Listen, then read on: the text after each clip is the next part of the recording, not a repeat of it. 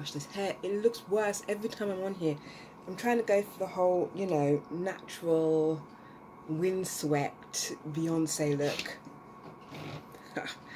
Anyway, I said in my last video that I was going to come on here and give a bit of an update. I think, I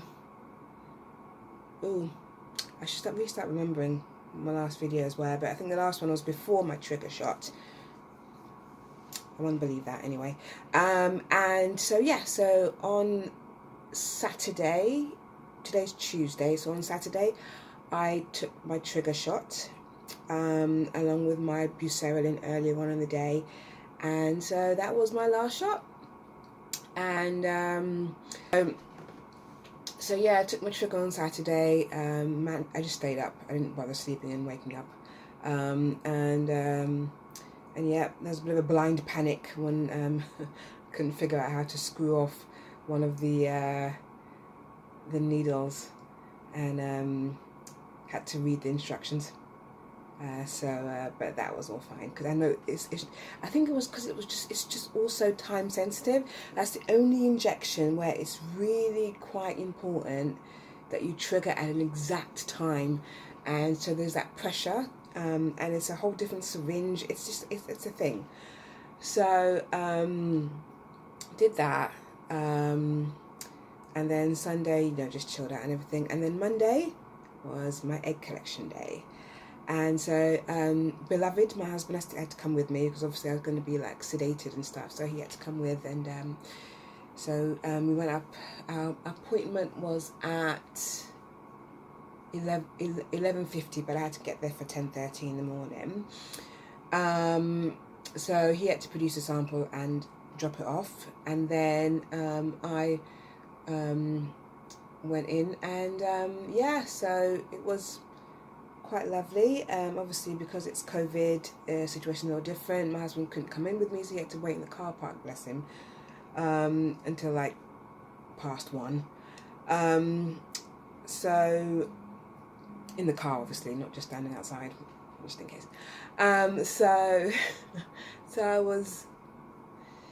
went in. The nurse greeted me at the door, checked my temperature to make sure that I didn't have a high temperature, and usual COVID checks. I forgot my mask. You know, my head was all over the place, to be honest. I was just so nervous. And everything was fine. Went in. They do my vital checks and everything, make sure that I capture all my information, my blood pressure and whatnot, and everything was fine. And so, yeah, went through all of that, and then just sat around for a bit, really, because I was there from about 10:45, and then saw the anaesthetist who came in, and he was lovely. His name was Gordon, and he took me through what's going to happen, because it wasn't a full-on general anaesthetic. It was one of those sedation ones where they're kind of like, you just feel really woozy, but you're still aware of what's going on, but you just can't feel anything. So it was, yeah, that. So he took me through all of that. And then yeah, they wheeled me in at about 12ish, and I went in and got sedated, and I wasn't in there for very long at all, to be honest. It was a bit difficult because for some reason my ovary that's on my left side, which is the ovary that had the only follicles in it, is quite difficult for them to get to. So the nurse and anaesthetist had to press down on my stomach. I didn't feel anything. They had to press down on my stomach so that the doctor could actually reach my left ovary. But she managed to reach it. She was lovely. Her name was Anne. And she reached there. I was only in there for about 20 minutes, 25 minutes. And there were 6 follicles, I think, that they were attempting to extract eggs from. And so just before I left, she was like, "We've got 3 eggs." And I was like, woohoo! You know, I know last year I had 4, but I have a feeling that I would have had 4, but then one of them was like a really, really big follicle. So I think that one, the egg probably wasn't still in it anymore. I don't know. I'm just guessing. I didn't even ask. But yeah, I had 3 eggs, which I was really, really pleased about. You know, to get 50% out out of what follicles I have is an absolute miracle, and I just give all thanks and praise to God. And so so I came out, just hung out on the bed, because this time I wasn't as woozy as I was last time, so I have a feeling that actually gave me less medication, because I was a little bit more aware, but I wasn't in any pain, so it was fine. So by the time I got back to my room, I was pretty much okay, a little bit woozy, but nothing major.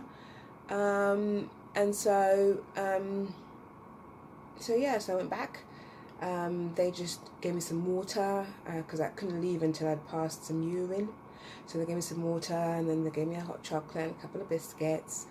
And so I just chowed and went on my phone for a bit. And then the nurse took me to the ladies, and then I passed urine and came back, and just took me through what I need to do next. Basically, the embryologist was going to contact me the following day, which is today, to let me know what's going on with the eggs, whether or not they were mature and whether or not they'd fertilized, etc.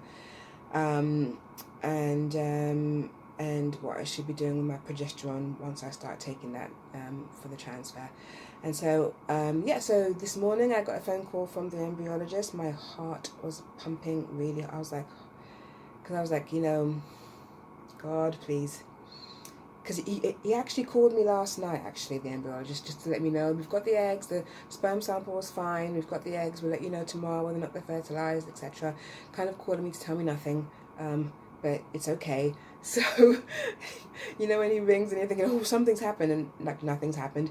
But yeah, so they called this morning, and she told me that out of all three eggs were mature, which is wonderful. Out of those 3 eggs, 2 of them are fertilized, which is just like, even she was surprised. She was like, this is, out of 3 eggs, you've got 2 fertilizing, and that's really, really good. So I'm really, really pleased. I'm so thankful to God.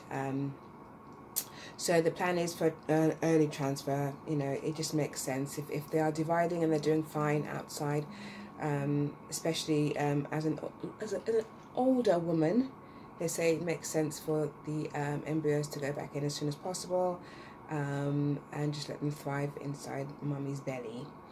So they're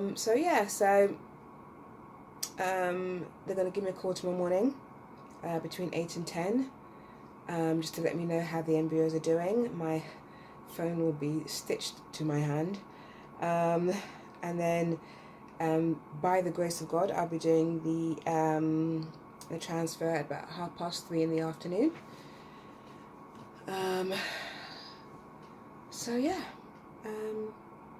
That's the expectation, and that's what's going to happen tomorrow. I'm excited, thankful, still a little nervous, obviously, because this is all still, and it will be all still until babies arrive, really, because it's just so, you just don't realize how much you have to trust God in this whole process. Nothing at all that I can do anymore, and even the doctors, there's nothing. All they're doing right now is looking at the embryos. They're just doing this. That's it. That's all they're doing. Obviously, they've done some preparation and made sure that the embryos are in the correct fluid, etc. But I know legitimately, all they are doing right now is looking at the embryos. And so everything right now is God. It's all God. And so I'm just trusting Him and trusting that His hand is upon both of our beautiful embryos that are going to be transferred tomorrow, and both of them will thrive today. Both of them will thrive overnight. Tomorrow I'll get the report that they're all dividing, both of them are dividing well, and I'll transfer both of them, and they will thrive, they will stick, and they will thrive, and they will be birthed in 8 to 9 months. Both, in Jesus' name. I am just so excited and so expectant of good news. Onwards and upwards. I'll be back in a couple of days, because by then babies will be on board, and I'll let you know how everything's going down. So peace out, people. Peace out.